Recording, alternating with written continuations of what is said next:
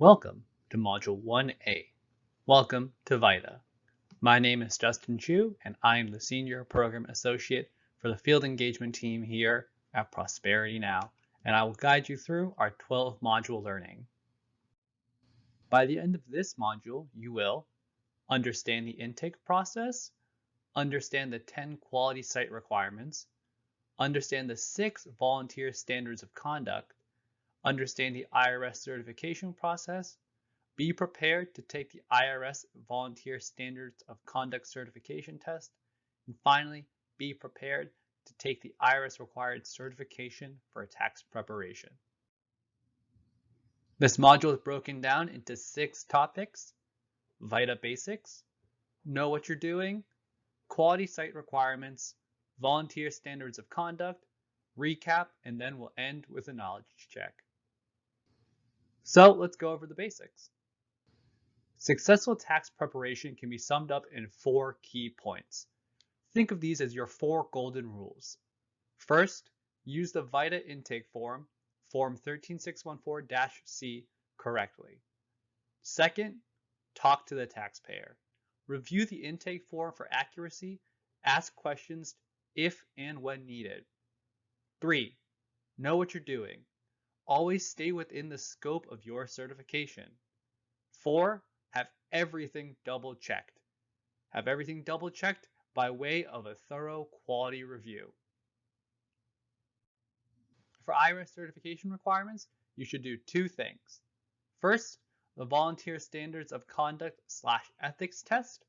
All volunteers working in a VITA site must complete and pass the IRS Volunteer Standards of Conduct test. Second, IRS spec requires that a tax preparer only prepares tax returns with tax issue for which they have demonstrated competency by passing the relevant certification test. There are 2 main levels of certification in VITA, basic and advanced. Most tax returns prepared at VITA sites fall into one of these 2 levels.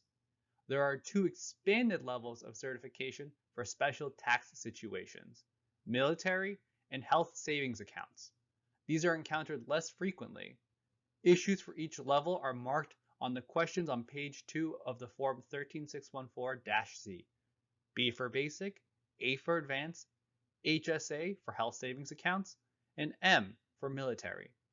Use these indicators as a guideline to determine the level of certification needed for each return.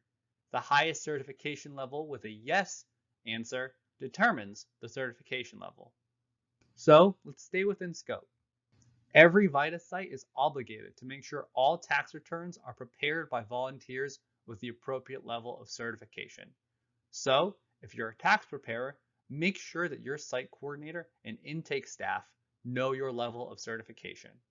Before starting a tax return, use the intake form 13614-C to determine if it is within your scope.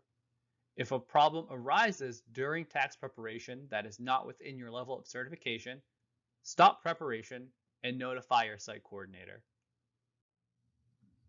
Only prepare tax returns within your scope of certification. Don't rely only on the software to correctly apply the tax law. As a tax preparer, that's your job. Understand the outcome of the tax return.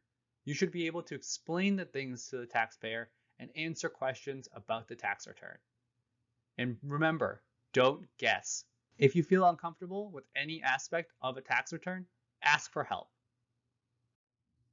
So let's go over the quality site requirements.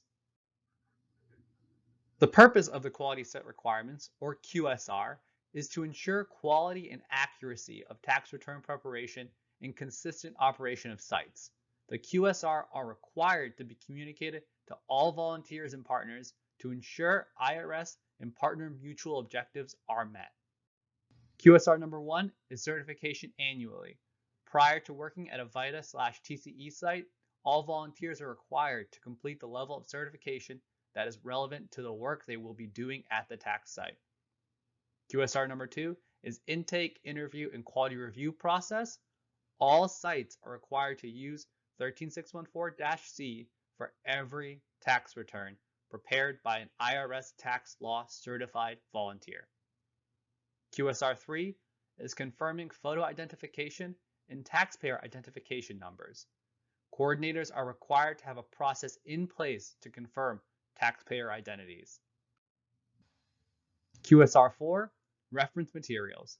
All sites are required to have access, either paper or electronic, to the following reference materials available for use by IRS tax law certified volunteers: Publication 4012, Publication 17, and Volunteer Tax Alerts. QSR number 5, the Volunteer Agreement.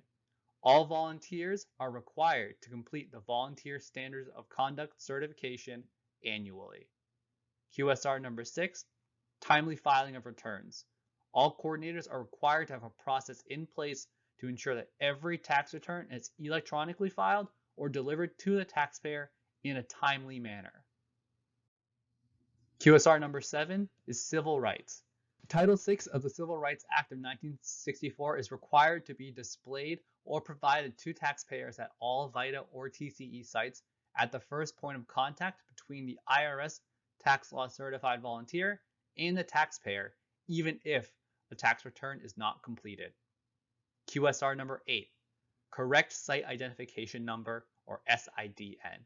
It is critical that the correct SIDN is reported on all tax return prepared by VITA or TCE sites. QSR number 9, correct electronic filing identification number, or EFIN.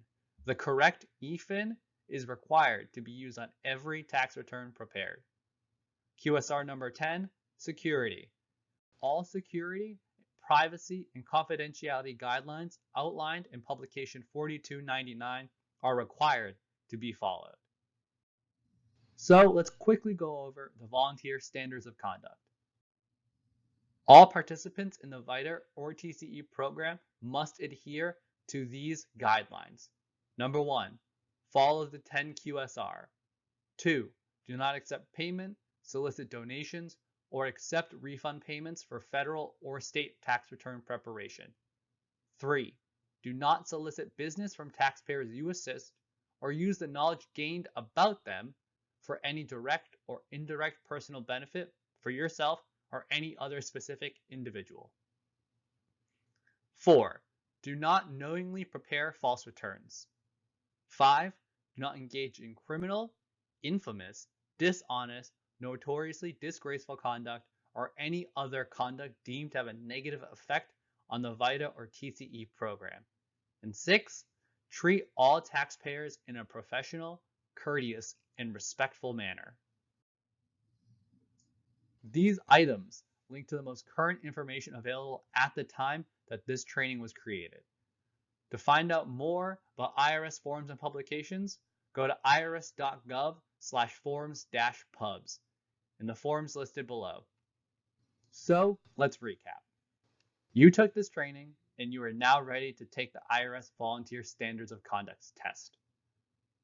The test only has 10 questions, but you must get 80% correct to pass, so don't miss more than 2. And if you don't pass the test the first time, you can take the retest. Most volunteers take their certification tests, including the Volunteer Standards of Conduct test, online via IRS Lincoln Learn Taxes. But there are other ways to do it. The same test can be found in Publication 5101 or 6744. So, talk to your volunteer management department or site coordinator to determine the preferred testing method for your organization. So, here's a knowledge check. We have an additional resource of video series talking about doing returns within your level and getting help if you encounter a problem. In addition, you can review Publication 4299. Up next, Module 1B, Client Intake Process.